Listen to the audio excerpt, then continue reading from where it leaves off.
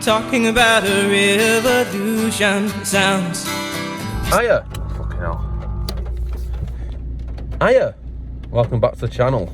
I don't know if anyone has ever had this problem with these cars, but, well, we have got no rev counter, apart from the one that I fitted there, which, you know, it does work, it's just a little bit slow to react and what have you. So we're gonna sort that out, but we've got, this leads to issues, obviously, as you can imagine, like being unsure of when to change gear.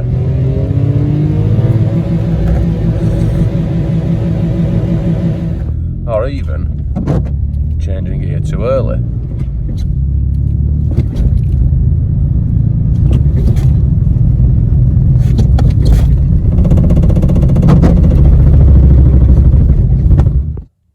So what options do we have to rectify this issue and make this car drivable?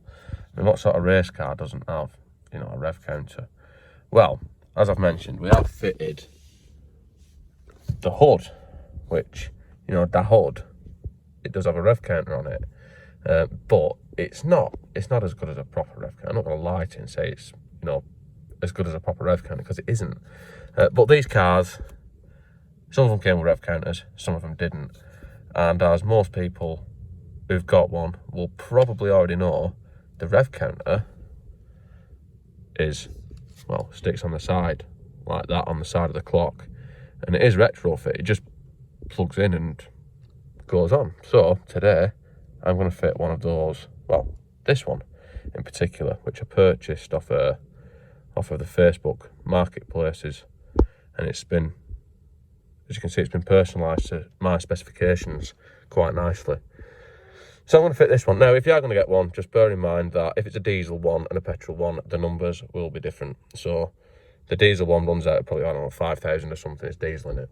Petrol one goes higher. So to start with, we are going to, well, we're going to take this cover off.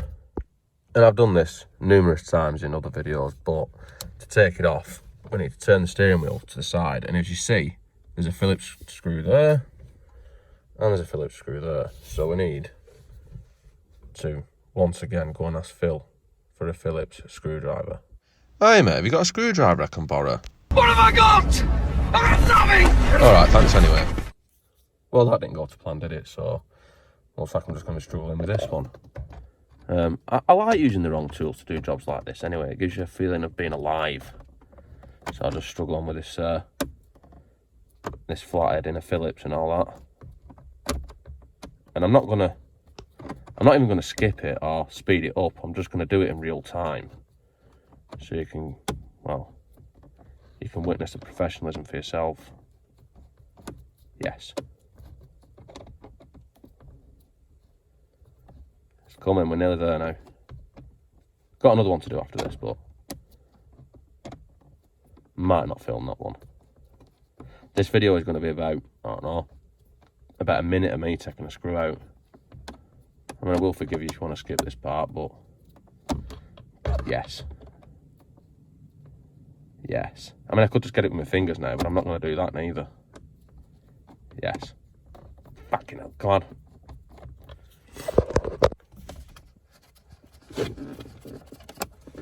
Fucking hell.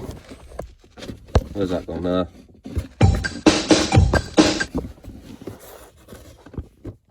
And I have removed the other screw on the other side. So now this cowling just lifts off. Nice and carefully. And the rev counter will be going, hold on, right, there's a wire for it. I think that's the wire for it. I can only assume that's the wire for it. And it screws on somewhere, which I haven't worked out yet. Right, so I see. Plug it in, and I'm going to take that screw out first, actually. Right, so with that screw out, I need to plug that connector in, as I've just mentioned before. And then once I've done that, this is nice and simple, actually. This is like Meccano. There is, see if we can get a better angle on it. There is like it just hooks on. So I'll pull it back off and show you, but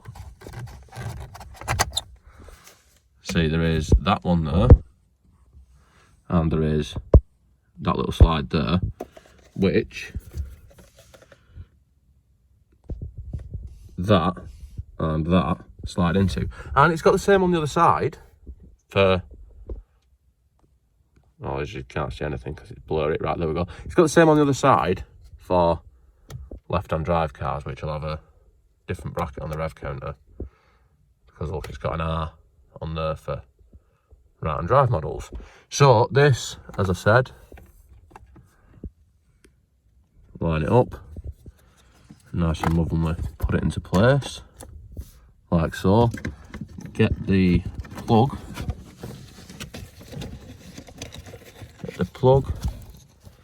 and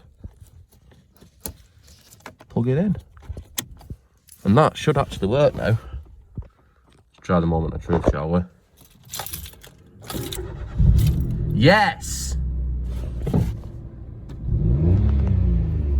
Pushing the power. And also, if I do this, don't forget this is times 1,000. Oh, actually, this is quite hard to do. Right, there we go. There, now! I can get it to point at how many subscribers I've got. Right. So, we've put that into place now. And we need to put this screw in to make it so that it's nice and secure. And it won't go in. Right, it will go in. It needs sliding out to line it up a little bit. And then once you've lined it up and got the thread started, you just tighten this up. The screw looks like it might be too long actually. The screw is too long. So it looks like I need to get a short screw. Right, I haven't got a short screw, but I'm assuming that this is the wrong screw, so it's going to tighten up all the way in without, you know, crashing into that bit there. But it shouldn't really matter too much. I'll change that at a later date actually, but I ain't got one with me, so I'm going to carry on with the job and put it back together and then completely ignore it forever until it causes an issue. But the next part of the thing is, now we've got our rev counter on, and inside this cowling we have markings. There, you see where that's got lines in it? That is, you know, left-hand drive and right-hand drive, where it needs cutting out for the rev counter. So I need to do that to make this fit. So I'm going to get some specialist tools for that now. But first, just to be on the safe side, I'm going to remove this, you know, lovingly colour-coded clock surround. I'm going to remove it from the cowling, which just sort of clips out with those clips. Going to need both hands for that, so I'll just do it. And that unclips from there like so. Carefully just put that to one side. And if we line this up onto here, you know, as it is the right way around, we know that it is this one that needs cutting out. So if we take some, hold on a minute, some of your mum's kitchen scissors, and I usually get an adult's whelp with this actually, but if you get some of your mum's kitchen scissors, then you just get it, and it should be quite easy to just cut round it nicely, which I'm going to do. I'll have to do that off camera really, because I need two hands to hold it, but I'll show you how it looks after I've done it. Well, that was actually quite hard to cut, but I've got it something like, you know, the neatness isn't too bad really. It looks not bad. I think that'll fit quite well. I mean, I've got round the lines quite close, I think. So I'll put the front back on that, which I'll just put it back together. It should just push in. It goes together easy and it comes apart, by the way. Might even be able to do this whilst filming with one hand, you know. Again, I might not. Oh, look, I can. Right. So there's that back together, and it's got a slot out of it for the rev counter, which, let's film this bit going on nice and gently. I don't think I've ever taken one off with the rev counter on it before, actually. Yes. Carefully place this over the top of the rev counter. Yes.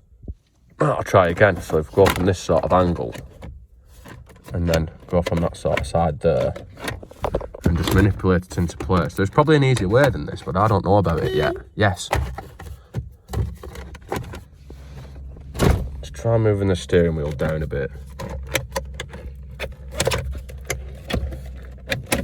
Right, there we go.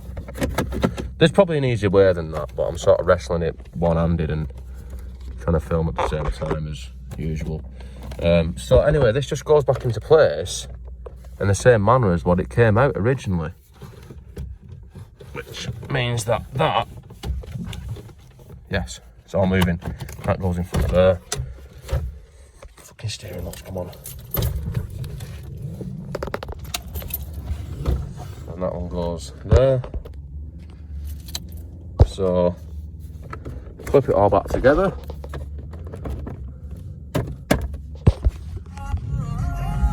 Shut up. Flip it all back together. Keep on hitting. Oh, for some reason the air horn doesn't actually seem to be working, it should be. And put our screws back in with the wrong screwdriver. Like so.